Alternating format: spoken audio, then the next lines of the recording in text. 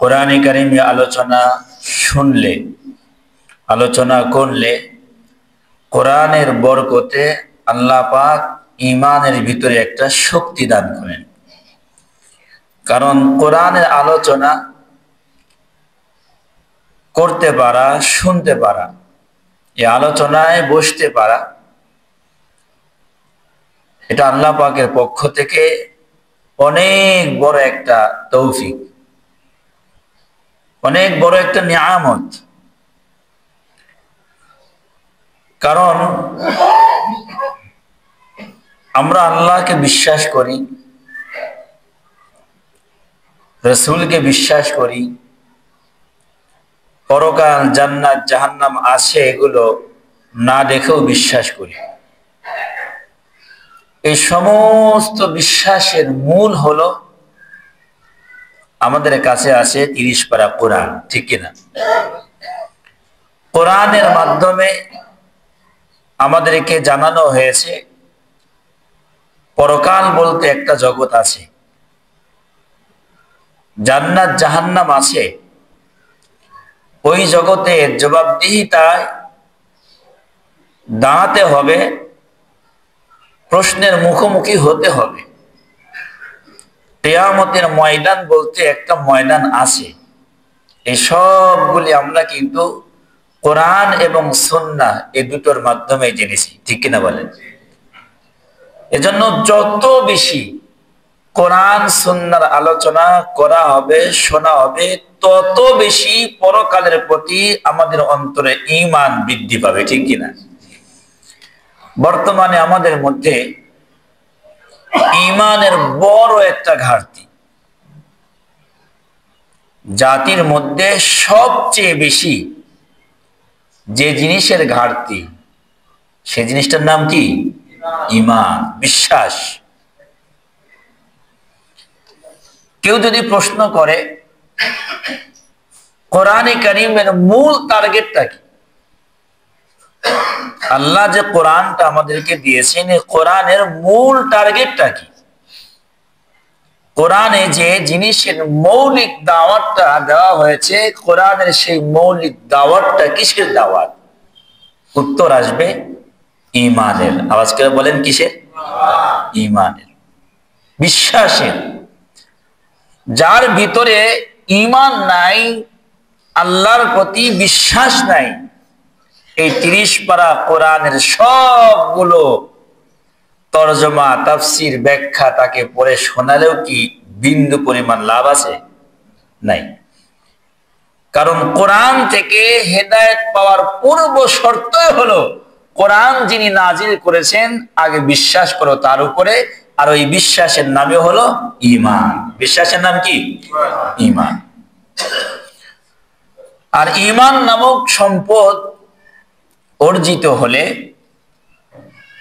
ঈমান নামক এই সম্পদ অর্জিত হলে সে বান্দা বিশ্বাস করে আল্লাহর জন্য নিজেদের জীবন, নিজেদের সম্পদ, অর্থ করিকে বিলিয়ে দিতে সে আর কখনো দ্বিধা করে না। এটা কি সম্ভব? একজন মানুষ, তার কাছে সবচেয়ে প্রিয় সম্পদ হলো তার জীবন, ঠিক কিনা? সবচেয়ে প্রিয় সম্পদ হলো তার জীবন। কিন্তু ঈমান এমন একটা সম্পদ, এই সম্পদ যখন তার অর্জিত হয়ে যায়, তার মহা মূল্যবান জীবন নামক এই সম্পদটাও আল্লাহর জন্য বিলীন করতে সে দ্বিধা করে না, ঠিক কিনা? কুরআনে কারীমে আল্লাহ তাআলা বলেন, ইন্নাল্লাহা আশতারা মিনাল মুমিনিনা আনফুসাহুম ওয়া আমওয়ালাহুম বিআন্না লাহুমুল জান্নাহ। আল্লাহু আকবার বলেন। ইন্নাল্লাহা আশতারা মিনাল মুমিনিনা আনফুসাহুম, ও বান্দা, আমি আমার মুমিন বান্দা বান্দির জান মাল খরিদ করে নিয়েছি, বিনিময়ে পরকালে আমি আল্লাহ তাআলা ওই বান্দা বান্দির জন্য জান্নাত প্রস্তুত করে রেখেছি। সুবহানাল্লাহ। আমাদের জান মাল সব কিছু খরিদ করে নিয়েছেন কে? আরো জোরে বলেন না কে? বিনিময়ে রেখেছেন জান্নাত। আল্লাহু আকবার বলেন। মুমিন বান্দা সে কখনো হতাশ হয় না। ঈমান নামক এই সম্পদ যখন অর্জিত হয়, সে যেমন বুঝে আমার জান, আমার মাল, আমার সম্পদ সব কিছু মালিক খরিদ করে নিয়েছেন, এগুলোর মালিক আমি না, বিনিময় আল্লাহ আমাকে যে জিনিসের মালিক বানাবেন সেই জিনিসটা হলো পরকালে জান্নাত। অতএব দুনিয়ার সম্পদ, দুনিয়ার ক্ষমতা, দুনিয়ার অর্থ করি, দুনিয়ার প্রভাব, এমনকি আমার জীবন, এই সব কিছু যদি আমি আল্লাহর সন্তুষ্টির জন্য বিলীন করতে পারি, পরকালে ওই মালিক আল্লাহ আমাকে দান করবেন জান্নাত। সুবহানাল্লাহ। আর এই বিশ্বাসটা আসবে কখন? বান্দা আল্লাহর সাথে সম্পর্ক করবে যখন। আর ওই সম্পর্কের চূড়ান্ত স্তরের নামটাই হলো ঈমান, বিশ্বাস, ঠিক কিনা? যখন মুমিন বান্দা আল্লাহর সাথে এইরকম ঈমান এবং বিশ্বাসের সম্পর্কে চলে যায়, তখন সে আর পৃথিবীতে কোনো পরিস্থিতিতেও হতাশ হয় না, নিরাশ হয় না। সে মনে করে আমি হতাশ হব কেন, আমি নিরাশ হব কেন, আমি দুর্বল হতে পারি, কিন্তু আমাকে যিনি পরিচালনা করেছেন তিনি তো দুর্বল নয়। বলেন তো, আমাদেরকে পরিচালনা করেন কে? তার শক্তির উপরে পৃথিবীতে আর কারো শক্তি আছে? তার ক্ষমতার উপরে এই পৃথিবীতে আর কারো ক্ষমতা আছে? তাহলে আমরা নিরাশ কেন? কুরআনে কারিমে আল্লাহ তাআলা বলেন, আল্লাযী খালাকানি ফাহুয়া ইয়াহদিন।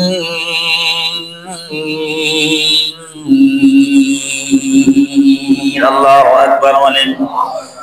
ও বান্দা, আল্লাযী খালাকানি, যিনি তোমাকে সৃষ্টি করেছেন, আল্লাযী খালাকানি, যিনি আমাকে সৃষ্টি করেছেন, ফাহুয়া ইয়াহদিন, পরকালে জান্নাতে যাওয়ার পথ, জান্নাতে যাওয়ার রাস্তা তিনি আমাকে দেখিয়েছেন। ওয়াল্লাযী হুয়া ইউতঈমুনি ওয়া ইয়াসকিন, আর আমি ক্ষুধার্ত যখন হই তিনি আমাকে খানা খাওয়ান। ওয়া ইয়াসকিন, যখন আমি তৃষ্ণার্ত হই তখন তিনি আমাকে পানি পান করান। ওয়া ইযা মারিদতু ফাহুয়া ইয়াশফিন, যখন আমি রোগাক্রান্ত হই, অসুস্থ হই, ফাহুয়া ইয়াশফিন, তিনি আমাকে সুস্থতার নিয়ামত দিয়ে ধন্য করেন।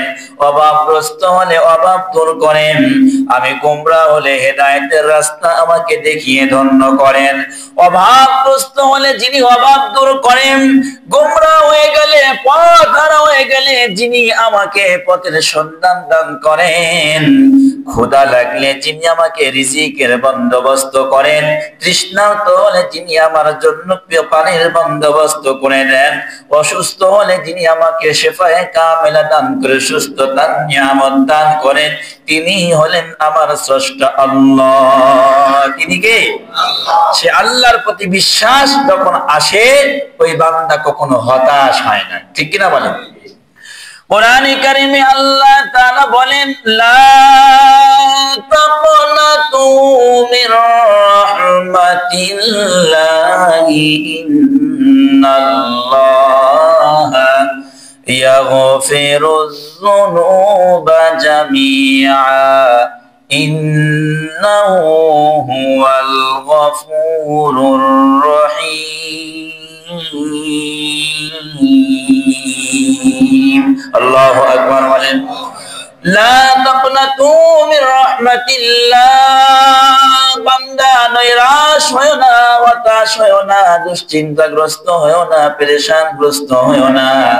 যেই সত্তা তোমার অভাব দূর করতে পারেন, যেই সত্তা তোমার অসুস্থতা দূর করতে পারেন, যেই সত্তা ক্ষুধার্ত হলে খানা খাওয়াইতে পারেন, যেই সত্তা তৃষ্ণার্ত হলে পানি পান করাইতে পারেন, ওই সত্তা তোমার জিন্দেগীর সমস্ত অপরাধগুলো ক্ষমা করে পরকালে তোমার জন্য জান্নাতের ফায়সালা করতে পারেন। সুবহানাল্লাহ।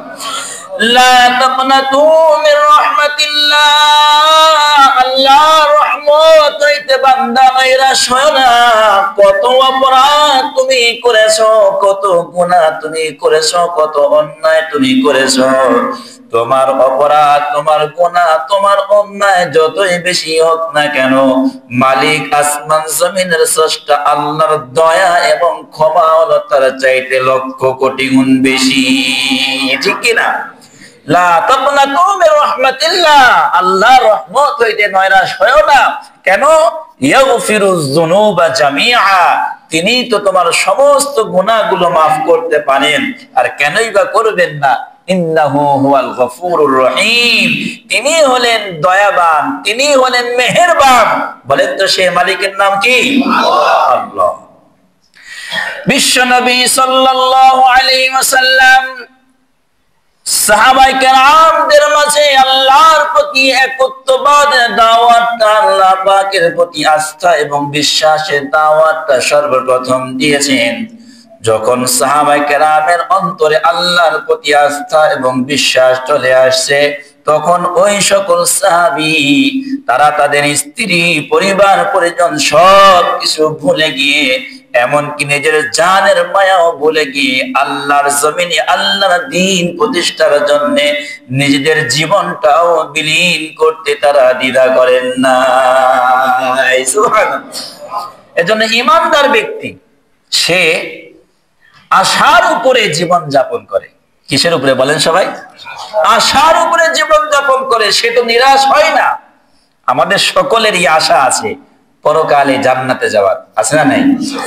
এই যে আশা, আমাদের সকলের আশা, কবরে মুনকার নাকির যখন প্রশ্ন করবে মান রব্বুকা ওয়া মা দীনুকা ওয়া মান নাবিয়ুকা, সেই প্রশ্নের সঠিক উত্তর আমরা দিব। আশা আছে না নাই? পরকালে মালিক যখন আমলনামা পেশ করবেন, সেই আমলনামা যেন ডান হাতে পাই, আশা আছে না নাই? পরকালে যেন বিদ্যুতের গতিতে ফুলসিরাত পার হয়ে বিনা হিসাবে মালিকের জান্নাতে যায়, আশা আছে না নাই? এজন্য ঈমানদার ব্যক্তি সে আশার উপরেই জীবন যাপন করে, নিরাশ হয় না, কখনো হতাশ হয় না। আল্লাহু আকবার বলেন। বুখারী শরীফের হাদিস, বদরের যুদ্ধে হুজুরে করিম সাল্লাল্লাহু আলাইহি ওয়াসাল্লাম সৈন্যদের উদ্দেশ্যে ভাষণ দিচ্ছেন, বক্তৃতা পেশ করছেন। কিন্তু মনে মনে তিনি ভাবছেন, গুটি সংখ্যক সাহাবী, অস্ত্র শস্ত্র নাই, সৈন্যর সংখ্যাও কম, আমি বক্তৃতা দিচ্ছি, আমি ভাষণ দিচ্ছি, আল্লাহর প্রতি আমার তো পূর্ণ আস্থা, মালিক আমাদেরকে পরাজিত করবেন না। কিন্তু আমি কি আমার এই সাহাবায়ে কেরামদের, যারা সবে মাত্র কালিমা পড়ে মুসলমান হয়েছে, নবুয়তের যে মুজিজা, অলৌকিকতা আল্লাহ তাআলা আমাকে দান করেছেন, সবগুলো তারা দেখে সারে নাই, তারা কি আমার বক্তৃতায় উজ্জীবিত হয়ে বদরের ময়দানে যুদ্ধের জন্য প্রস্তুত হবে? এটা মনে মনে কল্পনা করছেন আর সাহাবায়ে কেরামদেরকে প্রস্তুত করছেন, ভাষণ দিচ্ছেন। সাহাবায়ে কেরাম নবীজির ইশারা বুঝতেন। আল্লাহু আকবার। যুবক সাহাবী হযরত মিকদাদ রাদিয়াল্লাহু তাআলা আনহু তিনি দাঁড়িয়ে গেলেন, রাসূলকে বলছেন, ইয়া রাসূলুল্লাহ, আপনি কি ভেবেছেন আজকে আপনার সাহাবায়ে কেরাম যারা আপনার হাতে হাত রেখে কালিমা করে মুসলমান হয়েছে, তারা আপনার সাথে জিহাদের ময়দানে যাবে না? ইমজি বিনা ইয়া রাসূলুল্লাহ হাইসুমা তাশা, আপনি আমাদেরকে নিয়ে চলেন, যেখানে আপনি আজকে নিয়ে যাবেন আমরা সাহাবায়ে কেরাম সেখানেই যেতে প্রস্তুত। সুবহানাল্লাহ। সাহাবী বলছেন, ইন্না লা নাকুলু লাকা কামা ক্বালা বানু ইসরাঈল লি মূসা আলাইহিস সালাম, আমরা আপনাকে, বুখারী শরীফের বর্ণনা, আমরা আজকে আপনাকে ওই কথা শোনাবো না যে কথা পয়গম্বর মূসা আলাইহিস সালামকে বনি ইসরাঈলরা শুনিয়েছিল। কি কথা শুনিয়েছিল? বনি ইসরাঈলদেরকে যখন বলা হলো স্বৈরাচারী শাসক ফেরাউনের বিরুদ্ধে তোমাদেরকে লড়াই করতে হবে, নবুয়তের মিশন দিয়ে পয়গম্বর মূসা কালিমুল্লাহকে আল্লাহ পাঠিয়েছেন, তার হাতে হাত রেখে কালেমা পড়ে তার শক্তি বৃদ্ধি করে ফেরাউনের রাজপ্রাসাদকে গুঁড়িয়ে দেওয়ার জন্য সেখানে গিয়ে তাদের সাথে যুদ্ধ করতে হবে। ওই সময়ের বনি ইসরাইলরা পয়গম্বর মূসা কালিমুল্লাহকে উত্তর দিয়েছিল, ইযহাব আনতা ওয়া রাব্বুকা ফাকাতিলা, হে মূসা আপনি আর আপনার রব যান, দুজনে মিলে যুদ্ধ করেন। ইন্না হাহুনা কাঈদুন, আমরা এখানে বসে থাকলাম, যুদ্ধের পরে যে হালুয়া রুটি বন্টন হবে পরবর্তীতে আমাদেরকে খবর দিয়ে। এই হলো বনি ইসরাইল, এই হলো ইহুদি সম্প্রদায়, যাদের আদর্শের গ্রহণের জন্য আজকে মুসলমান ব্যস্ত, যাদেরকে মডেল বানাইতে মুসলমান তরুণ যুবকরা ব্যস্ত। তারা তাদের নবীর সাথে এইরকম আচরণ করেছে, ইযহাব আনতা ওয়া রাব্বুকা ফাকাতিলা, আপনি আর আপনার রব যান, ইন্না হাহুনা কাঈদুন, আমরা এখানে বসে থাকলাম, আমরা পরবর্তী বিজয়ের যে সুফল রয়েছে এগুলো ভোগ করতে পারবো, জিহাদের ময়দানে গিয়ে কোনো বেঈমানদের সাথে মুখোমুখি হয়ে যুদ্ধ করতে পারবো না। আপনাদের কি মনে হয় ওই সময় 313 জন সাহাবী, যাদের কাছে অস্ত্র শক্তি নাই, যাদের কাছে অর্থ শক্তি নাই, যাদের কাছে জনশক্তি নাই, ওই মক্কার কাফের মুশরিকদের সাথে যখন সর্বপ্রথম বদরের যুদ্ধ সংগঠিত হবে, সাহাবা কেরাম এরকম উত্তর রাসূলকে দিয়েছিলেন? এরকম উত্তর দিয়েছিলেন? হযরত মিকদাদ রাদিয়াল্লাহু তাআলা বললেন, ইয়া রাসূলুল্লাহ, মূসা আলাইহিস সালাতু ওয়াস সালামকে বনি ইসরাইলরা যে উত্তর দিয়েছিল, যে জবাব দিয়েছিল, আজকে আপনি হতাশ হবেন না, নিরাশ হবেন না গো নবী। আপনার নিরস্ত হত দরিদ্র দুর্বল এই সাহাবী আপনাকে আজকে সেই উত্তর দিবে না, বাল ইযহাব আনতা ওয়া রাব্বুকা ফাকাতিলা ইন্না মাআকুমা মুকাতিলুন, বরং আপনি আপনার স্রষ্টা আল্লাহ তাআলা এবং আমরা আমাদের জান মাল সব কিছু নিয়ে ওই মক্কার কাফের মুশরিকদের সঙ্গে বদরের ময়দানে যুদ্ধ করার জন্য প্রস্তুত রয়েছি। সুবহানাল্লাহ। বিশ্বনবী সাল্লাল্লাহু আলাইহি ওয়াসাল্লামকে শুধু এতটুকুই বললেন না, না, মা দামাত আইনুম মিম্মা তাতাররাফ, ও নবী যতক্ষণ পর্যন্ত আমাদের এই ধমনীতে রক্ত প্রবাহিত হবে ততক্ষণ পর্যন্ত আপনার সঙ্গে আমরা লড়াই করতে প্রস্তুত রয়েছি, যতক্ষণ পর্যন্ত আমাদের দেহে প্রাণ থাকবে ততক্ষণ কাফের মুশরিকদের সঙ্গে যুদ্ধ করতে আমরা প্রস্তুত রয়েছি। নবী করিম সাল্লাল্লাহু আলাইহি ওয়াসাল্লাম সাহাবায়ে কেরামদের কাছ থেকে যখন এইরকম আশার বাণী শুনলেন, সঙ্গে সঙ্গে নবীজি তার জবান দিয়ে বের হয়ে গেল, কুমু বিনা ইলা জান্নাহ। আল্লাহু আকবার বলেন। জান্নাতুন আরদুহা কারদিস সামাই ওয়াল আরদ, আমার সাহাবীরা তোমরা দৌড়াও, তোমরা দৌড়াও ইলা জান্নাতিন, এমন জান্নাতের দিকে, আরদুহা কারদিস সামাওয়াতি ওয়াল আরদ, যে জান্নাতের প্রশস্ততা আসমান জমিনের মতো দূরত্ব। সুবহানাল্লাহ। যখন নবীজি এই কথা বললেন, কুমু বিনা ইলা জান্নাহ, দৌড় দাও জান্নাতের দিকে যার প্রশস্ততা আসমান জমিনের মতো, পাশেই এক তরুণ যুবক সাহাবী, নাম তার হযরত উমাইর। আওয়াজ করে বলেন কি নাম? উমাইর রাদিয়াল্লাহু তাআলা আনহু। তিনি দাঁড়ায় দাঁড়ায় খুরমা খাচ্ছিলেন। এখন বিভিন্ন জায়গায় তাফসীর মাহফিল হচ্ছে না, যুবকরা কিন্তু সহজে বসতে চায় না, এবং তাফসীর মাহফিলকে সুন্দর করার জন্য এরাই কিন্তু সবচাইতে বেশি শ্রম দেয়, তারপরেও বসে না, এজন্য যে ওই দাঁড়ায় দাঁড়ায় 2-4টা বাদাম খাবে আর গভীর মনোযোগ দিয়ে তাফসীর মাহফিল শুনবে, তাদের কাছে এটাই বড় প্রিয়, এটাই বড় মজা, ঠিক কিনা বলেন? এইরকম রাসূল বদরের যুদ্ধের জন্য সাহাবায়ে কেরামদেরকে প্রস্তুত করছেন, ভাষণ দিচ্ছেন, আর তরুণ তরুণ যুবক যুবক সাহাবী তারা দাঁড়ায় দাঁড়ায় খুরমা খাচ্ছেন।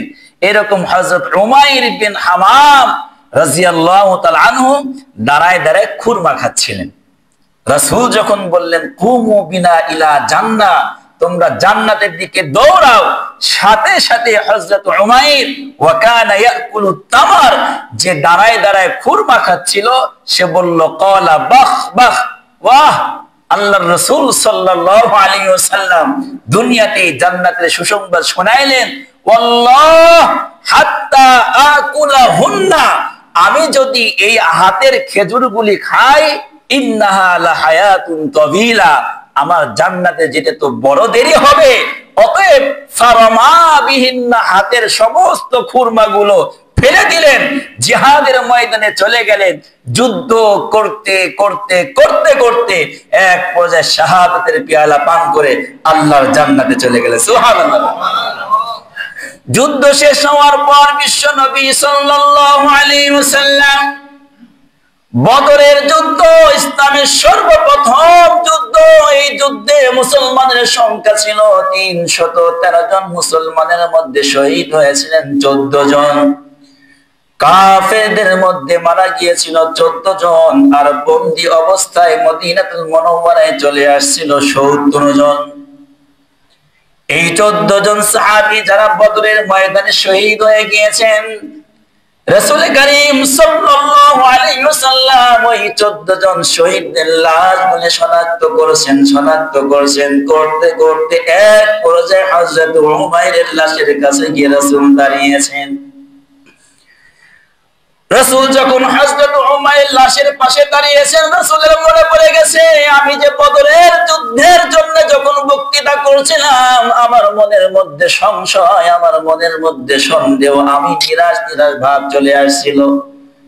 নতুন মুসলমান হয়েছে তরুণ তরুণ যুবক সাহাবী, মদিনার সাহাবীরাও আছে, মক্কার মুহাজির সাহাবীরাও আছে। আমার এই বক্তব্যে তারা উজ্জীবিত হয়ে জিহাদের ময়দানে যাবে কি যাবে না, আমার মনে এখনো নিরাশা দূর হয় নাই, হতাশা দূর হয় নাই।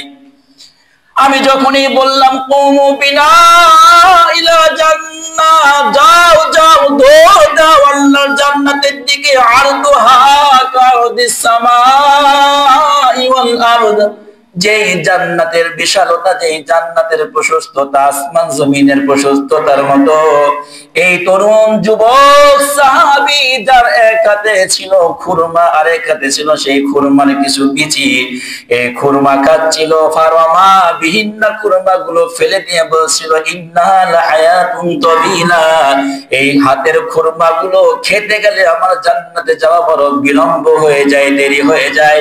আমি আল্লাহর রাসূল এই বদরের ময়দানে 14 জন যে সকল সাহাবী শহীদ হয়ে গিয়েছে, এই 14 জন সাহাবীর মধ্যে হযরত উমাইর যে তরুণ যুবক সাহাবী সবেমাত্র কালেমা করে মুসলমান হয়েছে, ওই জান্নাতের লোভে, জান্নাতে যাওয়ার আশায় সে যে হাতের খুরমাগুলো খায় নাই, আমি নবী সাক্ষী প্রদান করেছি, ইন্নাকা মিন আহলিল জান্নাহ।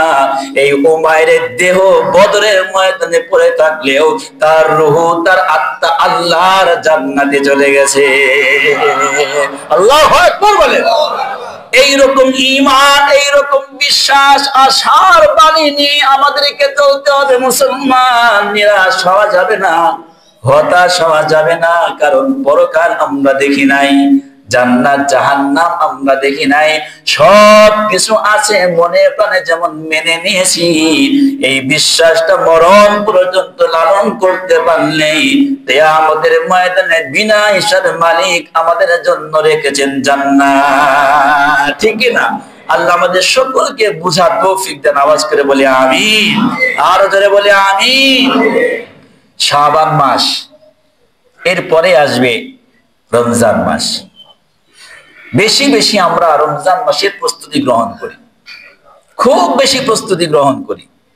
অনেকগুলো আমল, তার মধ্যে একটা আমল, একটা দোয়া শিখিয়েছিলাম, আল্লাহুম্মা বারিক লানা ফি রজব ওয়া শাবান ওয়া বাল্লিগনা রমাজান। মনে আছে আপনাদের? আমার সাথে বলেন তো সবাই, আল্লাহুম্মা বারিক লানা ফি রজব ওয়া শাবান ওয়া বাল্লিগনা রমাজান।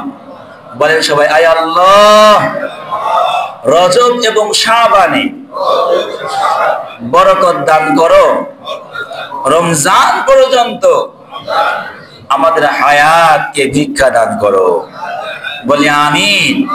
আমি আপনাদেরকে আগেই রমজান মাস আসার আগে আপনাদের কাছে একটা উদাহরণ আহ্বান জানাবো, সেটি হলো রমজান মাস কোরআন নাজিলের মাস। কিসের মাস বলেন সবাই?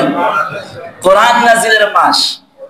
এই রমজান মাসকে কেন্দ্র করে আমরা প্রত্যেকে এখানে বাড়ির অভিভাবকরা আছি, আমাদের অধীনে স্ত্রী আছেন, পুত্রবধূ আছেন, মা আছেন।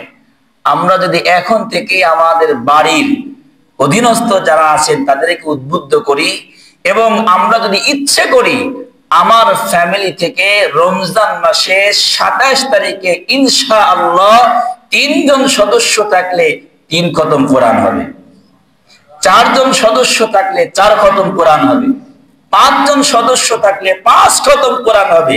নিয়ত করা যায় না ইনশাআল্লাহ? বলেন ইনশাআল্লাহ। আল্লাহ তৌফিক দান করেন, বলি আমিন।